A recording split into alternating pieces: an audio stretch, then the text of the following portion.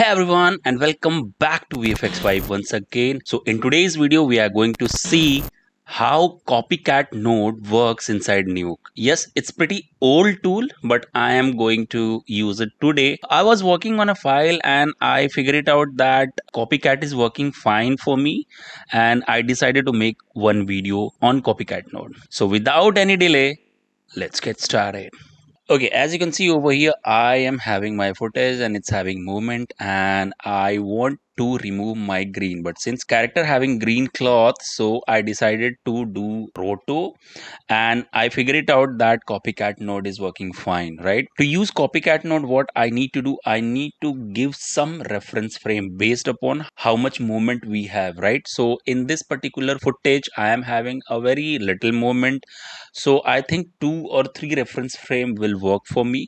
So I'm going on frame number first, and what I'll do, I'll take a node called frame hold, and automatically it will detect that on which frame number I have to use or I have to hold.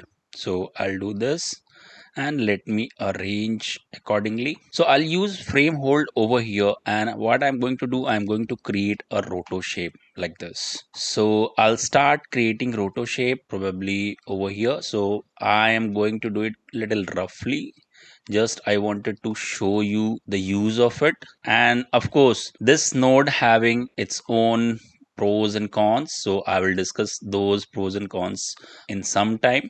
So what I'm going to do, I'm going to speed up this process and I'll come back once this is done.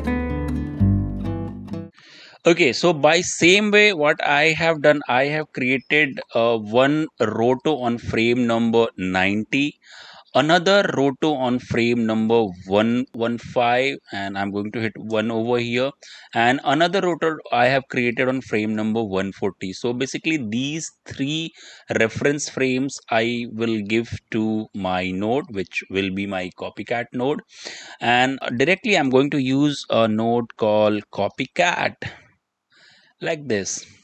And in copycat node I am having 2 inputs, like one is input and one is ground truth.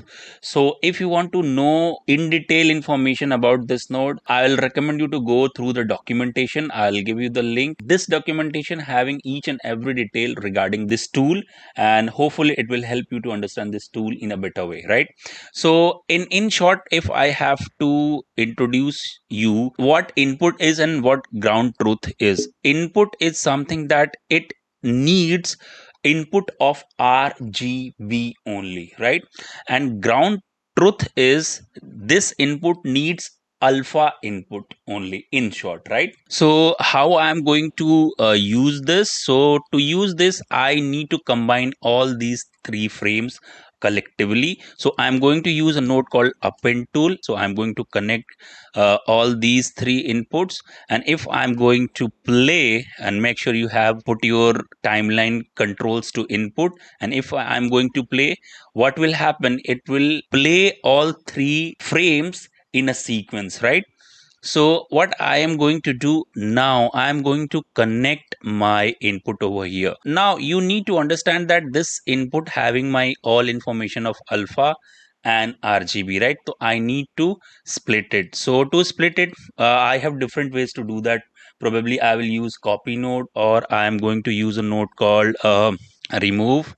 And in remove, I'll do keep, because I want to keep which channels I want to keep, only RGB channels, right?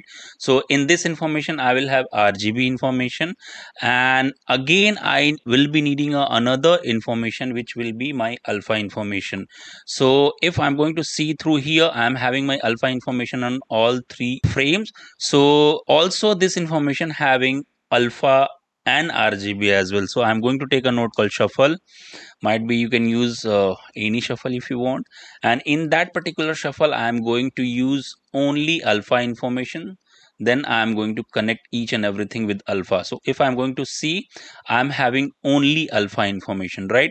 I'm going to give input over here, and let's see what I'm having, right? So if I'm going to double click on this particular node, let me arrange it a little. So if I'm going to double click over here, I'm having this information. You need to set a directory where you want to store that particular data. So I'm going over here, and already I have done it. So you can see it's having lots of file, right? So I'll go one step up, and I'm going to create a new folder, and in new folder I will name it copycat underscore yt. Hit OK, just open. And I will recommend to explore epochs. What epochs will do, basically it will refine your machine learning information, right? Or auto roto information, in general terms, if I have to explain, right? So the more number of epochs, it will be very refined output, but at the same time it will take that much time, right? So to be very frank, when I was doing experiments, I used epochs like 40,000. Somewhere I read that 40,000, between 40,000 to 60,000, it will work fine. And in 6 or 7 hours, my progress was only 18%. Forcefully I have to stop my that calculation. But if I'm spending like 10 hours to do 100 frames roto, it's worth it, right? If you are going to do manually, it will take at least 3 or 4 days, right? So you need to calculate like that, but you have to make sure that you are using good amount of epochs to get a cleaner information or cleaner data, right? So for now I'm not going to do any increments because I have already done it, and I just have to show it to you, right? So what else I can do? I can go to advanced and I can tweak few things if needed, but I'm not going to do that. Again, I'm going to click on start. It will calculate few things, like it will calculate or caching inputs, and then it will start automatically. Okay, so it's already started, and I'm having three inputs over here. Basically, this is my main file, this is my ground truth, and this is my like output. So you can easily see this is not a good output, but as my calculation will progress, what will happen, it will be like smooth and smooth over the time period. So what I'm going to do, I'm going to leave it as it is, and I'm going to show you another file which I have done previously so that I can save some time. Okay, so here I am, and I'm going to show you how I can use my data. So once this is done, what you need to do, you need to create inference, right? And if I'm going to create inference, I'm having this, and if I'm going to see, nothing will be visible, and error will come that input stream is missing RGB. So I'm going over here, let me delete this. I'm going over here, and I'm going to connect my main input over here, and as I'm going to see, and again I'm going to do input over here, and as I'm going to see, few problems you can find, like I'm having holes over here. This is coming because I stopped my calculation on 18%, and I'm hoping that if it will go to 100%, every problem will get solved. If not, then I have different way to solve it, like I can use grade node and I can grade my alpha, and that's how I can fix it. But if you can see, I am having a good information, and my animation is doing pretty good, right?